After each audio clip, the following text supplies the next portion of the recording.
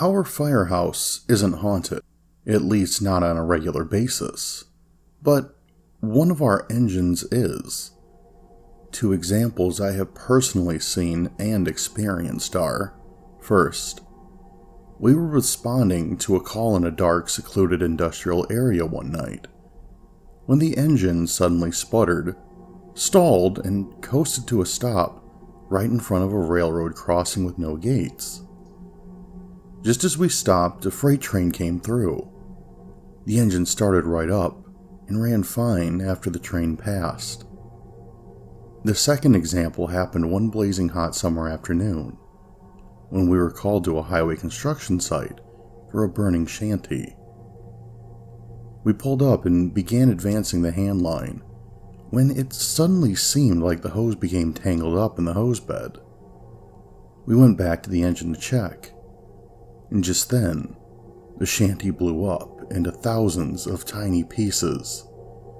There were no tangles in the hose, and it wasn't caught or hung up anywhere. Our fire department is haunted by a man named Mr. Jones. The story dates back many years before we built a new station. Mr. Jones died at the old firehouse from a heart attack after battling a house fire. A chief told me a story once. I went to the restroom, which was off of the hallway. On my way in, I sat my brand new pack of cigarettes on the file cabinet outside the doorway. When I came out, the cigarettes were lined end to end down the hallway. Another firefighter about a year later also had a Mr. Jones experience. He and another guy were watching TV one night, when the clock above the TV flew off the wall, landed in the center of the room, spun around a few times, and then landed on a bookshelf. All the haunted firehouse stories never really had me believing until Mr. Jones gave me a story of my own. I have this thing about open shower curtains. I notice when they are open, and I have to close them. I had walked in the restroom to clean it, but forgot a trash bag. The shower curtain was open. When I walked back in, about 30 seconds later, the curtain was closed. That is the only story that is personal. Other than that, we have doors that open and close by themselves, lights that go on and off, stuff like that. So that's my story, and I'm sticking to it.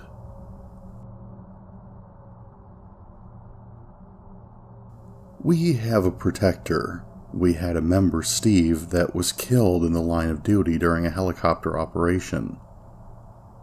Ever since he died, members swear they can hear him in the building at night. Doors close, open, etc. without explanation. Then one night we figured out why he was there. One of our members, who has been here about 15 years now, was on duty. We have bulletproof vests we keep on the units, but in a back compartment. We heard that compartment open and close. He went out into the bay and looked at it, and for some reason he took the vest out and put it in the front seat. He'd never done that before. Next thing you know, he's toned out to a sick call that after his arrival was deemed a shooting. Nothing happened to him, but the point was made. Several such incidences have occurred whenever something big is about to happen. A unit door opens and shuts, or a bay door opens, etc. We always know.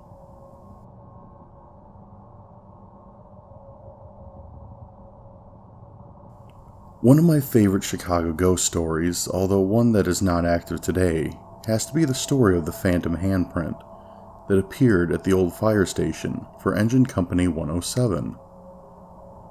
On April 28, 1924, a firefighter named Frank Levy was washing a window at the fire station.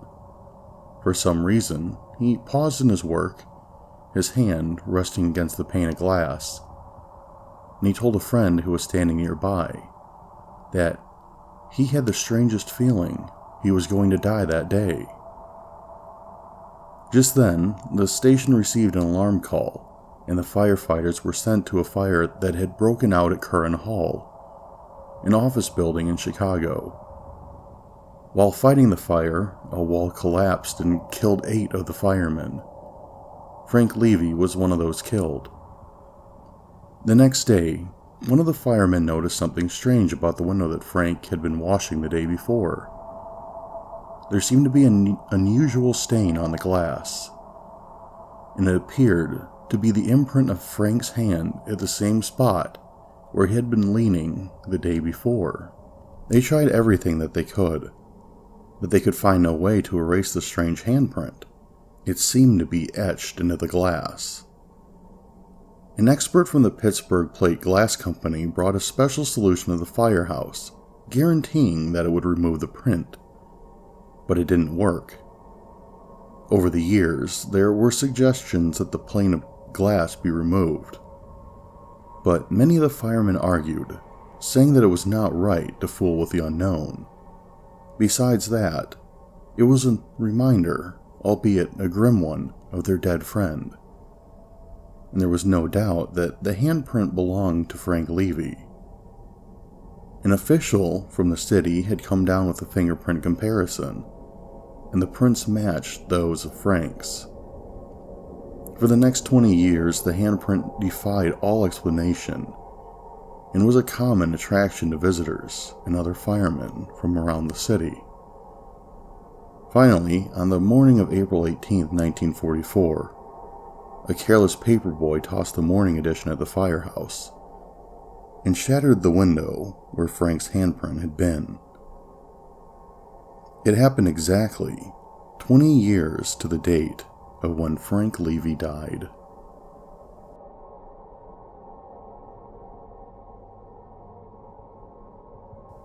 I worked for a department that had lost a few members in its time. Over the course of the first few months I was there, I noticed strange noises in the bay. Once, I walked in the front door only to hear the back door slam. I walked back to see who it was, and when I opened the back door, no one was there. There was fresh snow on the ground, and no tracks. Another time I went down to the bay in the middle of the night. I heard distinct footsteps walking around one of the rigs on the other side of the bay. I called out, but no one answered. I got spooked and crept around the bay with an axe, trying to find the intruder. No one was there. I also got a really spooky feeling a few times when I was alone in the bay by the back door. Later, I happened to mention to the chief that I had heard some weird stuff in the station at night. He got a strange look on his face and said, "Let me guess. Footsteps behind engine 3 and a creepy feeling by the back door." I got the same story from one of the captains about hearing footsteps and all that. Guess someone's still hanging around.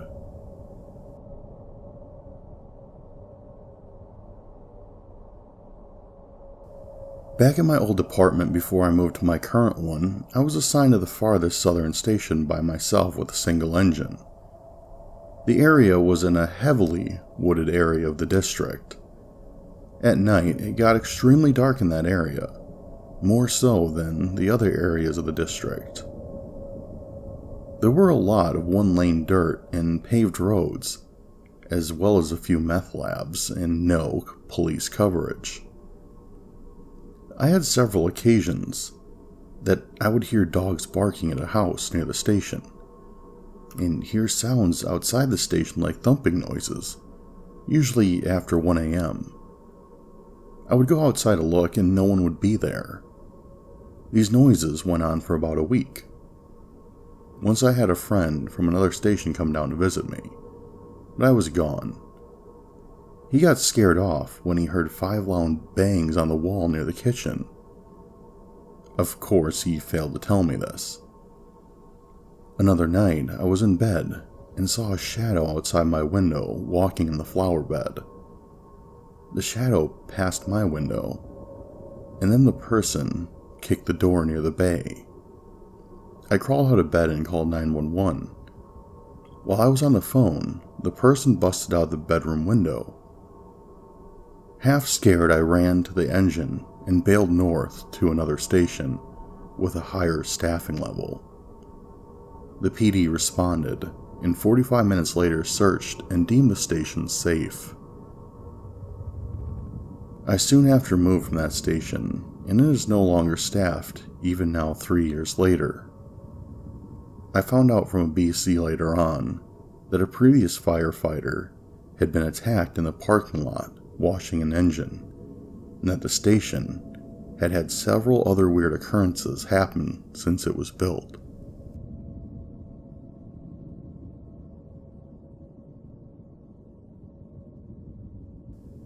The oldest station in Lexington, Kentucky is haunted, according to some of the old heads, by an old captain who died while on duty in his sleep on Christmas Eve in the 1940s. He is said to have sat in an old cane-bottomed rocking chair. That chair was put in the attic of the station after his death, where it is still heard to be rocking on occasion. Chiefs have gotten calls from neighbors who were mad because they could see a fireman looking out of the upstairs window, but no one would answer the door. This usually happens when the engine company was out on a fire run or training. Engines started by itself and backed into the wall one night. Standard transmission. Some of the guys who have worked there would not even go into the house alone on payday to pick up their paychecks if the CO was out.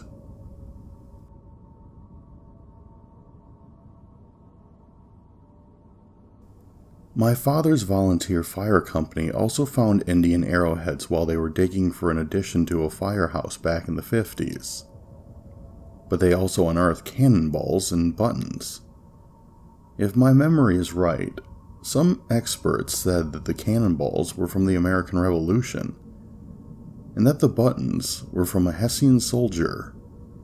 Hessians were mercenaries that the British used against Washington's army.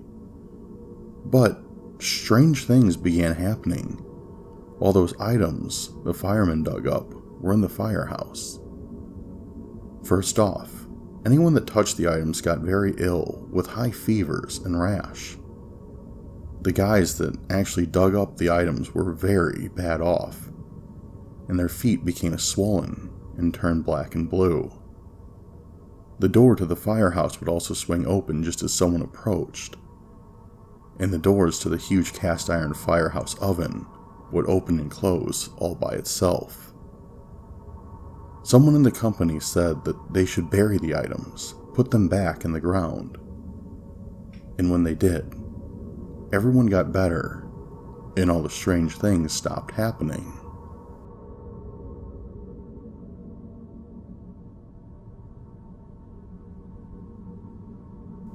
This story takes place in Fayetteville, North Carolina, in the department I used to work for there. When I was assigned to Engine 2, I had heard all kinds of stories about it being haunted. Footsteps, doors opening, writing on the wall, and even a sighting, or all the things that I was told about. I heard some things once in a while, but the one time I was really spooked happened in the late 2000s. I was lying in bed, about 2 a.m., when I heard footsteps approach my bunk and stop behind me, between my bed and the wall. The first thing I thought was that I had slept through a call, but then I saw that my LT was still asleep. I noticed the radio was quiet. I could feel someone standing beside the bed, and as much as I didn't want to, I slowly turned around and looked to find that no one was there.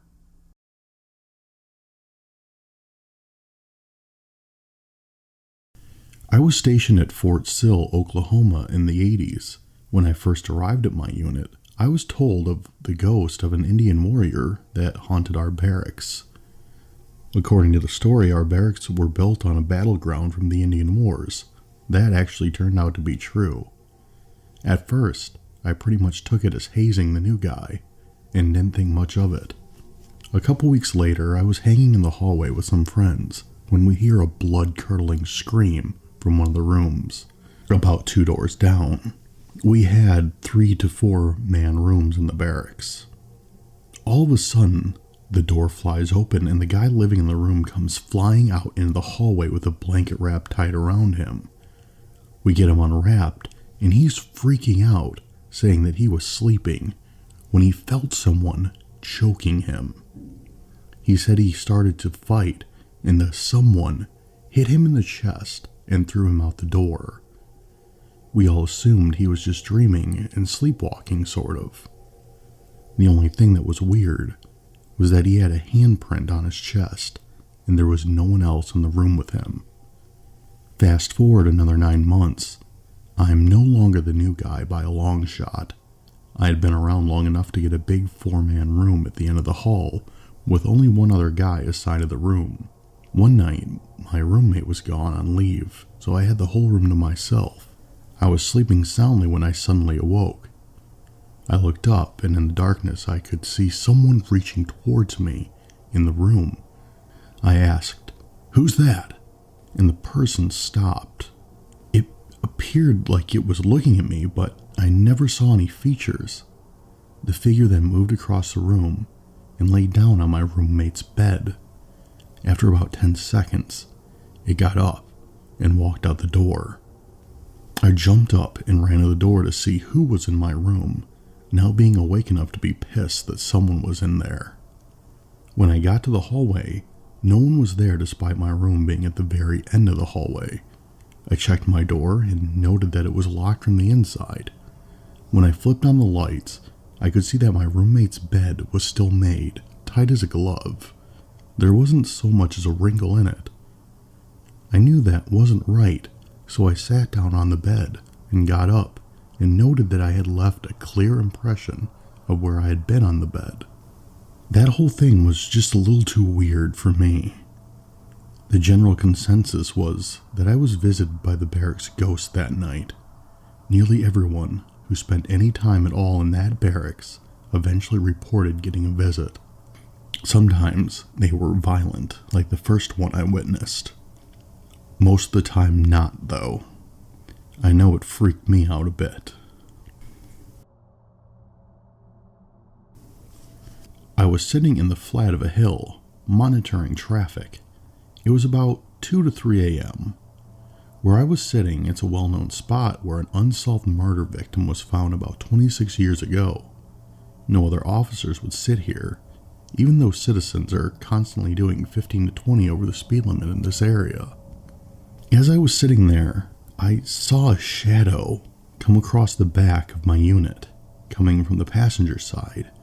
Almost immediately afterwards, the shadow came up to the driver's side of my unit, and then across the front. Mind you, it's completely dark in this area, and the only lighting around me is from the moon. Thinking the worst, I turn on all my lights to light up the area to see if I can see who or what is messing around with me. Nothing. I figured it was time to leave that area. Once I got to a lighted area, I stopped and realized that my camera was recording from where I hit my emergency lights. I reviewed the footage, and you can see where a figure starts from the driver front of my unit. Then, for half a second, the entire camera goes black, as if someone put their finger over the lens. Then it goes back to normal. Needless to say, I haven't sat back in that spot yet. When I was a municipal cop, I was sent to a missing persons runaway juvenile call. The town I worked in was the inner city and poor, but it was one of the better streets in town, and the family was squared away. The husband and wife were both educators. While I was taking the report of the runaway teenage daughter in the family's living room, an older daughter who was in the room pointed towards a hallway and yelled, "Grandma." The husband ran into the hallway yelling, "Ma! Ma!" The husband returned to the living room and asked, "Officer, did you see her? Did you see my mother?" I told him I had not. and asked why it was remarkable that his mother had walked down the hallway. The husband replied, "She died last year. We see her walking around the house all the time." I took the rest of the report while standing on the front porch. I work for a tribal police department as well, and believe me, the spirits here can get to you. There is a section of Florida road between the Dade and Collier counties known as the Western Camps. Anyway, while on midnight shift, I was patrolling this area and called an area check. My radio worked absolutely fine. Just then, that commercial for the movie Fourth Kind played on my FM radio. I immediately became spooked. A couple miles down the road, I called another check and got nothing but loud static. Since I was near the end of my check, I decided to turn around, and when I did, I froze. Tons and tons of eyes staring at me from the water, in the trees, and on the road. I couldn't tell whether they were alligators or whatnot, but I flew back to east, to familiar territory. Another officer who works with us said he was doing the same check and heard someone knock on the back window of his patrol car while he was stopped. He stepped out of the vehicle with his weapon drawn, but saw absolutely nobody. On one of our zone checks, there's an old insane asylum where epileptics, the retarded, people with cerebral palsy, and other things used to be locked up a long time ago in less than enlightened times. The road up to the place was just gravel-topped, and the forest is thick and heavy, right up to the shoulders of the road with the branches hanging over. It's very eerie up there. The gates are padlocked. I was doing a 12-hour stint in the jail as part of my training. This jail was built in the 1800s and is still in use. It was a Sunday, so they had the med call. One by one, the prisoners that were being given medication or were scheduling physical exams were brought in, and then the cell blocks were locked again. One of the jailers and I had just finished locking the last block, and I saw a shadow cross the floor, heading towards the nurse's station. I ran around the corner thinking that someone was sneaking back into the nurse's station to steal medications or something. I got there, and the nurse's station was empty. The jailer saw me run down the hall, and when I explained what I'd seen, he chuckled and said, "Oh, you saw Miss Rose." There was no explanation or backstory given, except that she was the resident ghost and several people had seen her. I'm a Marine MP on Quantico and have a few stories myself. One of the first nights after I finished FTO, I was doing our security checks. Obviously, if something is unsecure, we have to clear it, then secure it. Everything was going fine until I reached an old 3-story World War II morgue turned supply building. The corporal I was with refused to go with me, so I was stuck clearing it by myself. I heard so many footsteps behind me, even though absolutely no one was in the building with me. Cold gusts of air in the middle of August, and lights turning on and off when I am on the complete other side of the floor. Also, it is situated right next to train tracks that they used to bring the bodies in on.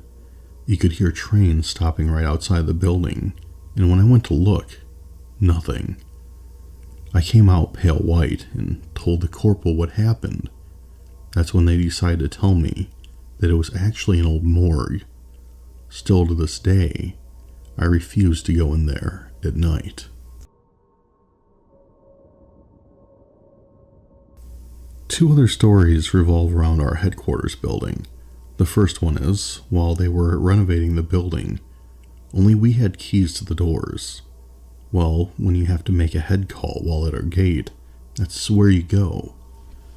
One night at about 1, someone needed to go. He walked to the building and saw someone standing there. He looked at him, and he was just standing on the stairs in the old green uniforms, like the ones from the movie Full Metal Jacket. The sentry asked him the basic questions, and the Marine just turned and walked up the steps. The sentry went to follow him, asking for backup, and heard a door slam before he got up the stairs. He stayed at the top of the stairs until backup arrived, and 4 people cleared the entire building. Never found anyone. Also, our headquarters building has our medical clinic in it. Once again at night, someone needed to go in there, and heard a baby crying from the medical corridor, and saw the light on in there.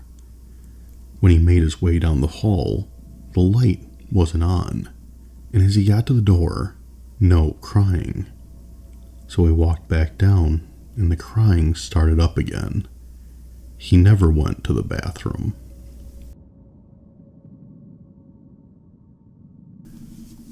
Myself and a buddy on my squad responded to an alarm.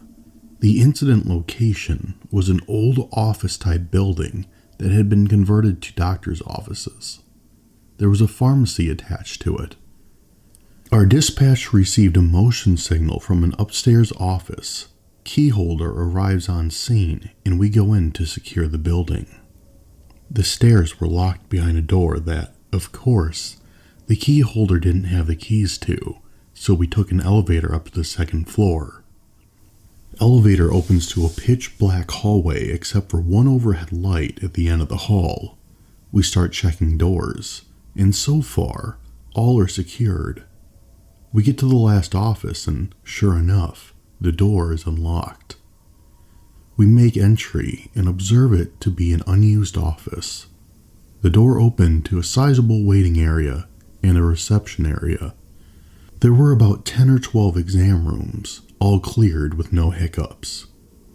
We exit the office and immediately something seems off. That is, when I realize the overhead light at our end of the hallway that had been on was now off, replaced by another light over by the elevators. I look at my squad mate, and he is completely white. I ask him what is wrong, and he says, "Weren't all those doors we just checked closed and locked?" I tell him, "Yeah, so?" Buddy says, "Well, now they're all standing open." Sure enough, all the offices down the hallway we had just checked were now standing open. So we start clearing offices and securing them. We finish the last office, and on our way out, just before we turn the corner to get into the waiting area, the main door just slams shut. Then, our radios start going nuts with some kind of static feedback. Now I just want to get out of there. We get back in the elevator and head down to the 1st floor to make contact with the keyholder again. However, keyholder is nowhere to be found. I contact dispatch and request a callback number for the keyholder so I can advise him of what we found. Dispatch states that the keyholder was still en route to us and was advising an ETA of 5 minutes. I advised dispatch that we had already been out with the keyholder. Dispatch requests I give them a call. I call dispatch, and she tells me that there is no way we are out with a keyholder. She states that the alarm company had only just made contact with one. Eventually, the real keyholder arrives on scene, and I ask her about the man that let us in the building. She asked me to describe him, so I did. She states that sounds like one of the doctors that used to lease the office on the 2nd floor at the end of the hall. She then states that he had committed suicide at his summer home several days ago. I still won't go back there. A few years back, prior to sworn law enforcement officer, I worked as a security guard at a hospital. Sounds cool, and it was, except for the fact it was 9 p.m. to 7 a.m. I worked alone, and the hospital I guarded was abandoned. A year prior, The hospital built a brand new facility to replace their 5-story tall 1900s building. When the employees and patients left, they left everything in place. It looked like the people just disappeared in a hurry. Partially full coffee mugs, uniforms hanging on coat racks, wheelchairs in the halls, everything as it was with a good coating of dust. I was always a third shift kind of person. I don't get night jitters or scare easily, but this place could do it to the best of them. Every night I would walk, or ride a wheelchair, through the halls that were supposed to be empty and unused. Every night, I would end up having to close doors and relock them. I would walk one floor, move up to the next, and continue on. I got a little shaky when an hour after already walking a hallway, I would have to turn off the same hall lights and close the same doors again in the building. Or when I would be walking up a hall, and then I would hear footsteps on the floor above me, doors opening and closing, elevators moving from floor to floor, phones ringing, nurse call lights going on, etc. There were only 3 times I got this "I hate this" feeling. First time, I was checking offices on the first floor. There was a light on in a locked hallway. No surprise. This hallway hadn't been renovated since the place was built, short of electricity, so everything was from the 1920s. Unlock the door, flip the lights, walk out, relock the door, and turn to leave. Behind me, I hear the flip of a light switch. Through the frosted glass, I see the lights went back on. I left the hallway alone that night. Second time, I was riding an elevator between floors.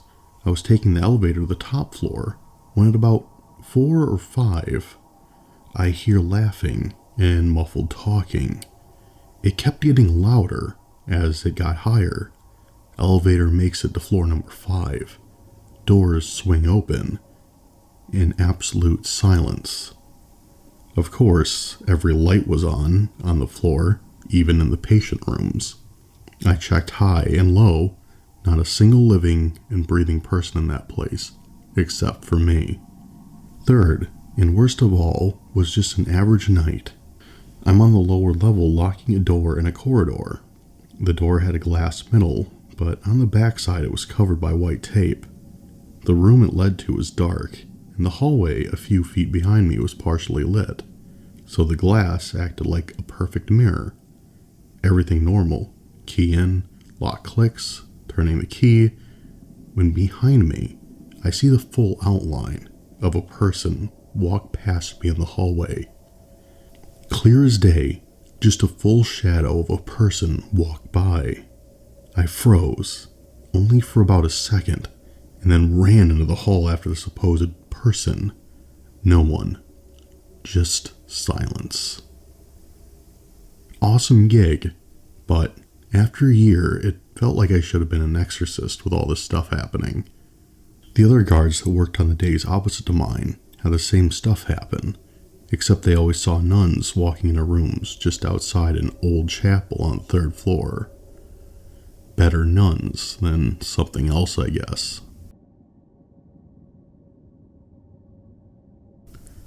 This is a ghost story my training officer told me back during training. He used to work as a security guard at the hospital, a city over from us. He has 19 years at our department, so this was well before then. He stated that he was doing rounds in an empty floor of the hospital during the night. I believe he said the floor used to be a cancer ward, but it was being remodeled or something like that, so it was empty. He saw a door open and decided to check the inside of the room. While he was in there, he heard what sounded like the wheels that are connected to an IV holder being rolled across the floor in the hallway outside the room he was in. He heard it for a little bit, and by the time he checked the room and stepped out, he heard it no more, and there was no one in the hallway. He went down and casually mentioned it to his supervisor, who instantly asked him. He saw nobody rolling the IV holder. He said no, that by the time he got to the hallway, the noise had stopped. and he'd seen no one in the hallway. The supervisor told him that supposedly there had been stories of a young boy that had been a cancer patient years in the past. The boy had died, but supposedly still walked the hallway with the IV monitor rolling on the floor. He said patients had seen the boy at their doorway or in other parts of the hospital, and when he was questioned, would just walk away. The supervisor also said that everyone that had seen him would die within a few days. My training officer said he never heard that noise again while working there. Unknown if this is true, but he told it to me with a straight face. As for me, last weekend I took my wife to the city I work in. She'd always wanted to see the haunted cemetery, so I took her and stayed a little after dark. I like to say I do not believe in ghosts, but it's still in the back of my mind. Since that night, I cannot stop having realistic nightmares.